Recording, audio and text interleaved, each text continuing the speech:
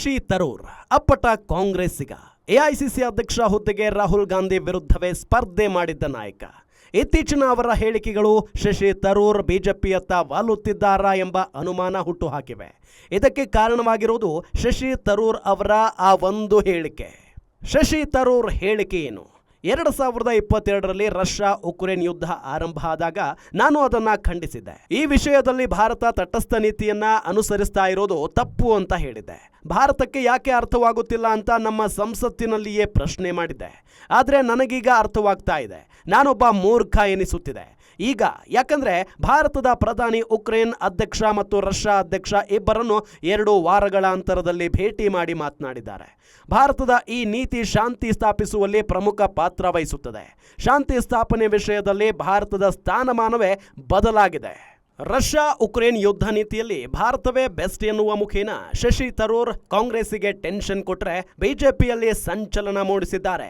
ಶಶಿ ತರೂರ್ ಕಾಂಗ್ರೆಸ್ ಸಂಸದರಾಗಿದ್ದರೂ ಕಾಂಗ್ರೆಸ್ಸಿನಲ್ಲಿ ಇದ್ದು ಇಲ್ಲದಂತಿದ್ದಾರೆ. ಕಾಂಗ್ರೆಸ್ ಪಕ್ಷಕ್ಕೆ ನನ್ನ ಅಗತ್ಯ ಇಲ್ಲದೇ ಇರಬಹುದು, ನನಗೂ ಬೇರೆ ಆಯ್ಕೆಗಳಿವೆ ಎನ್ನುವ ಮುಖೇನ ಒಂದು ಕಾಲು ಹೊರಗಿಟ್ಟಿದ್ದಾರೆ. ಅಷ್ಟೇ ಅಲ್ಲ, ಕೇರಳದ LDF ಮುಖ್ಯಮಂತ್ರಿ ಪಿಣರಾಯಿ ವಿಜಯನ್ ಅವರನ್ನ ಹೊಗಳಿದ್ದಾರೆ. ಇದು ಕಾಂಗ್ರೆಸ್ ಕಣ್ಣು ಕೆಂಪು ಮಾಡಿದೆ. ಆದರೆ ಅದಕ್ಕೆ ಶಶಿ ತರೂರ್ ಡೋಂಟ್ ಕೇರ್ ಅಂತಿದ್ದಾರೆ. ಇತ್ತೀಚೆಗೆ ಶಶಿ ತರೂರ್ ಮಾಡಿರುವ ಚಟುವಟಿಕೆಗಳೆಲ್ಲ ಅದಕ್ಕೆ ಪುಷ್ಟಿ ಕೊಡೋ ರೀತಿಯಲ್ಲೇ ಇವೆ. ಕಾಂಗ್ರೆಸ್ಸಿಗ ಶಶಿ ತರೂರ್ ಪೊಲಿಟಿಕಲ್ ಗೇಮ್.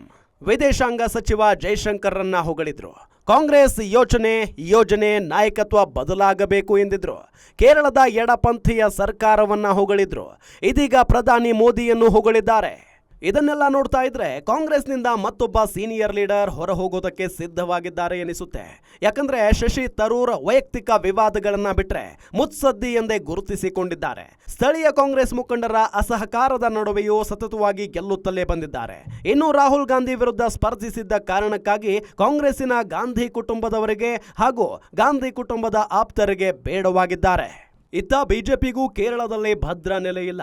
ಒಂದು ಹಂತದವರೆಗೆ ಮತಗಳಿಗೆ ಹೆಚ್ಚುತ್ತಿದ್ದರೂ ಗೆಲ್ಲುವುದಕ್ಕೆ ಸಾಧ್ಯವಾಗ್ತಾ ಇಲ್ಲ. ಹೀಗಾಗಿ ಕೇರಳಕ್ಕೆ ಒಬ್ಬ ಪ್ರಭಾವಿ ನಾಯಕನ ಅಗತ್ಯವೂ ಇದೆ. ಹೀಗಾಗಿ ಬಿಜೆಪಿ ಕೂಡ ಶಶಿ ತರೂರ್ ವಿಚಾರದಲ್ಲಿ ಪಾಸಿಟಿವ್ ಆಗಿಯೇ ರಿಯಾಕ್ಟ್ ಮಾಡ್ತಾ ಇದೆ. ಶಶಿ ತರೂರ್ ಹೇಳಿಕೆಯನ್ನ ಸ್ವಾಗತಿಸಿರುವ ಬಿಜೆಪಿ ನಾಯಕರು ಮೋದಿಯನ್ನ ಟೀಕಿಸಿದ್ದವರೆಲ್ಲ ಈಗ ಹೊಗಳುತ್ತಿದ್ದಾರೆ.